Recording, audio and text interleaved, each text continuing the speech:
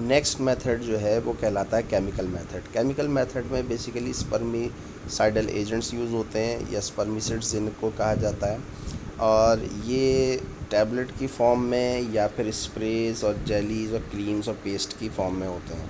Basically female has to incorporate these spermicides in her track, और they are spermicidal यानी they kill and inhibit the oxygen supply of the sperms.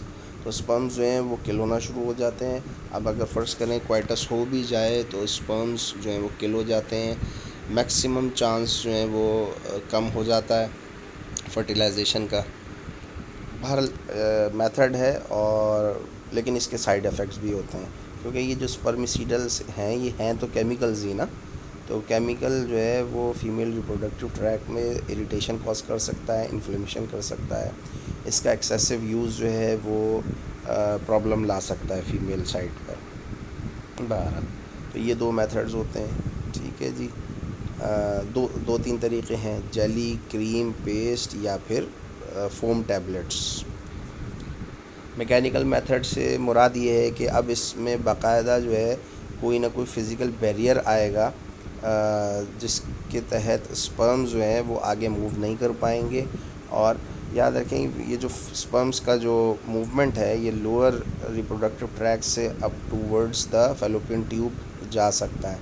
तो fertilisation maximum होती है ampullary region of fallopian tube, जो एक छोटा सा dilated area होता है, लेकिन थ्रू आउट द ट्रैक कहीं पर भी फर्टिलाइजेशन हो सकती है।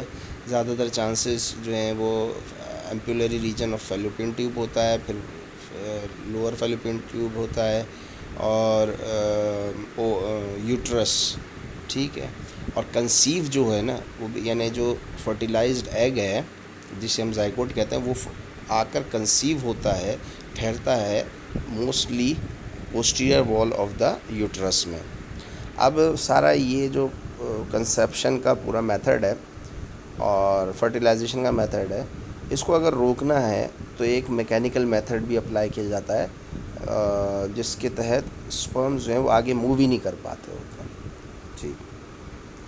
तो इसमें जो है नंबर 1 है from the male side condoms rubbery sheet होती हैं, ये मेल यूज़ करता है।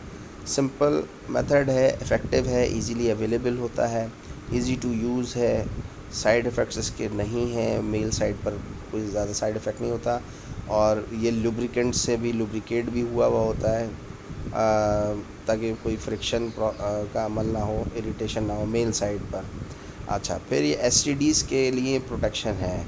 एसटीडीज़ अगर फ़र्ज़ करें मेल को एसटीडी है, सेक्सुअली ट्रांसमिटेड डिजीज़ है, सिफिलिस, गोनोरिया, तो उसकी काफ़ी हद तक प्रोटेक्शन हो जाती है, क्योंकि सीमेन जो है वो ट्रैक में दाखिल ही नहीं हो रहा होता और डिस्पोजेबल मटेरियल होता है।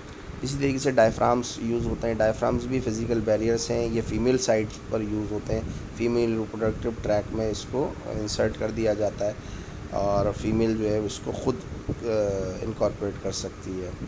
तो इसका भी जो है वही इसी तरीके से फ़ायदा है। और कई जो डायफ्राम्स हैं वो स्पर्मिसिडल एजेंट से लुब्रिकेट हुए हुए होते हैं ताकि उनकी अफादियत और बढ़ जाए। इसके एडवांटेजेस क्या हैं? रिवर्सिबल है, नॉन इन्वेजिव मेथड है, यानी फ़ीमेल जब चाहे उसको डायफ्राम को हटा सकती है जब उसको बेबी चाहिए हो, और कोई सेक्सुअल कॉन्टैक्ट्स में कोई प्रॉब्लम नहीं होती है, कोई रिस्क इसमें इन्वॉल्व नहीं है। डिसएडवांटेज ये है कि कभी कभी कुछ फीमेल्स में वजाइनल इरिटेशन और स्वेलिंग देखने में आती है, और फिर वो सेल्फ लिमिटिंग भी होता है और ख़ुद ठीक भी हो जाता है।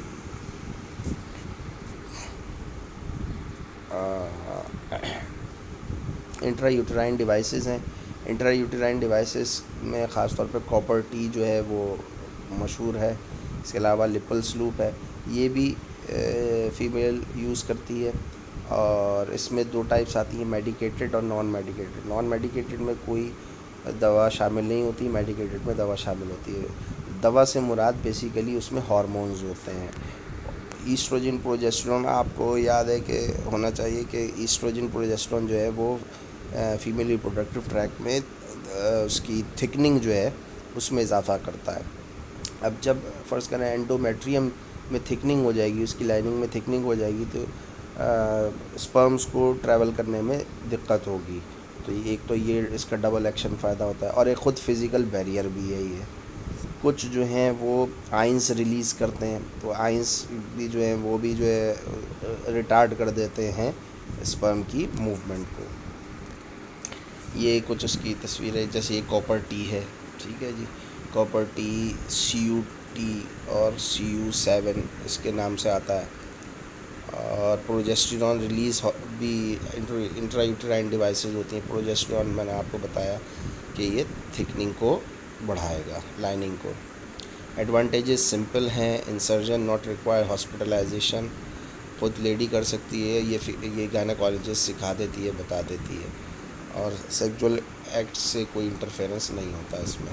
रिवर्सिबल है, जब चाहे निकाल सकती है फीमेल, जब उसको इरिटेशन हो रही हो या इन्फ्लेमेशन हो रही हो या बेबी की रिक्वायरमेंट हो, ठीक है जी। फेलियर रेट इसका बहुत कम है, सिस्टमिक साइड इफ़ेक्ट्स इसके नहीं हैं। ड्रॉबैक क्या है कि हैवी ब्लीडिंग हो सकती है, ये एक प्रॉब्लम है। बैकएक आता है, रेफर्ड पेन, एब्डोमिनल पेन आ सकता है, ठीक है जी। फर्स्ट प्रेगनेंसी में इसको एडवाइस नहीं किया जाता है, ठीक है, और कभी कभी ये ऑटोमेटिकली बाहर भी आ जाता है। तो ये इसका ड्रॉबैक्स हैं। हार्मोनल कॉन्ट्रासेप्टिव को नेक्स्ट प्रेजेंटेशन में डिस्कस करते हैं।